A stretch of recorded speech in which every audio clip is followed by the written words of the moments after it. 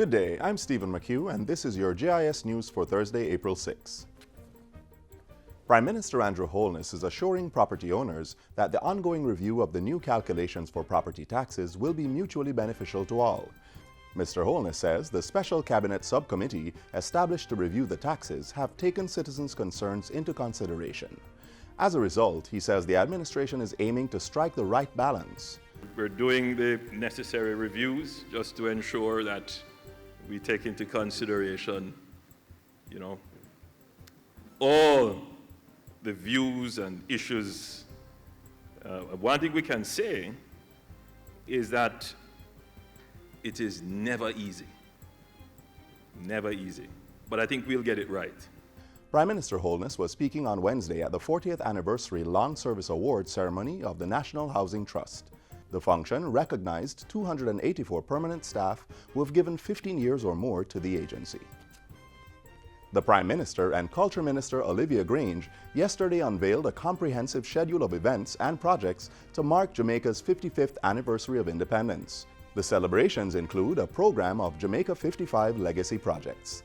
They include the establishment of a Caribbean Sports Medicine Center, redevelopment of the Trelawney Stadium, statues of outstanding Olympians, a National Children's Park, and establishment of a Jamaica Performing Arts Center. Ms. Grange says the initiatives are to ensure that the celebrations leave a lasting legacy for generations to come. It is not just about celebrating and having celebratory events, but it is about leaving lasting legacy, ensuring that we have legacy projects that will be there to mark this milestone. Jamaica 55 is being celebrated under the theme Celebrating Jamaicans at Home and Abroad. At Wednesday's media launch, a portrait of Prime Minister Andrew Holness was unveiled. The painting, done by Kai Watson, will be hung at Jamaica House.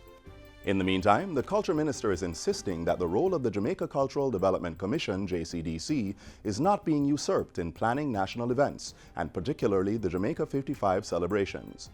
In a statement to Parliament yesterday, Minister Grange refuted what she described as several erroneous statements and hurtful allegations made during the sectorial presentation by the MP for South East St. Anne, Lisa Hanna.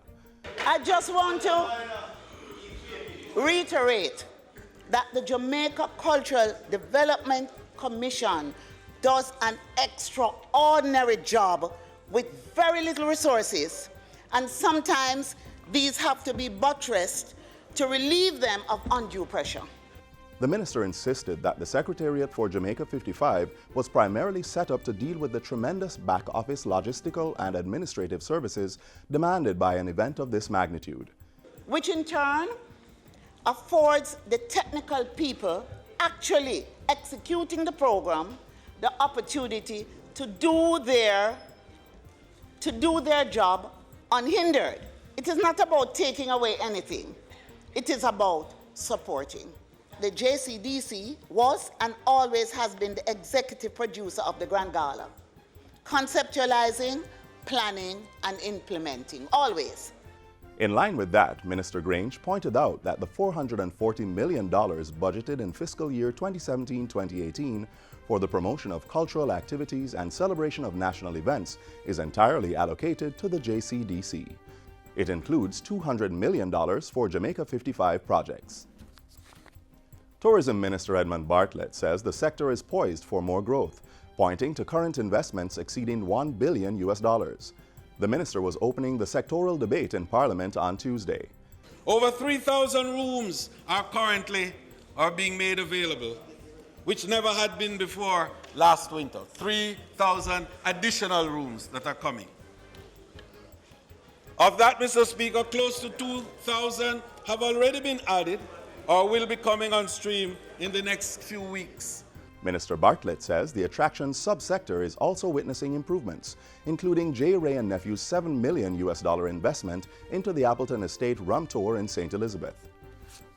And finally, Local Government Minister Desmond McKenzie has given a commitment to replace the boundary fence at the Negril Fire Station to improve safety at the facility. The directive follows a report of a theft at the fire station where a television was taken.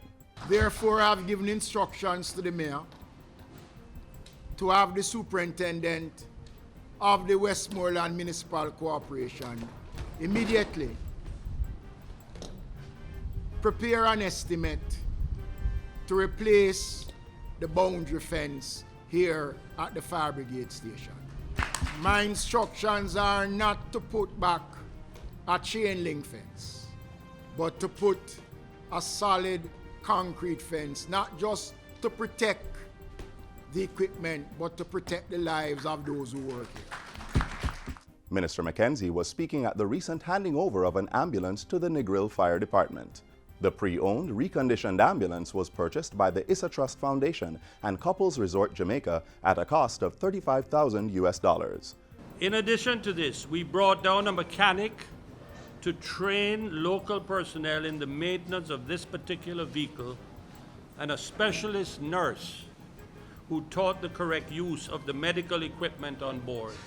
The donation was facilitated by the Health for Life Wellness Foundation, a charitable arm of the Ministry of Health. Acting Commissioner of the Fire Brigade, Raymond Spencer, highlighted the importance of the gift.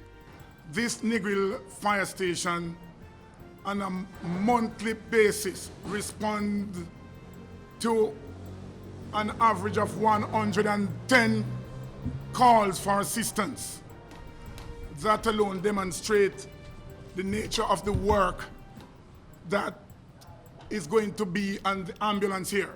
And that's it for JIS News Today. I'm Stephen McHugh. Thanks for watching.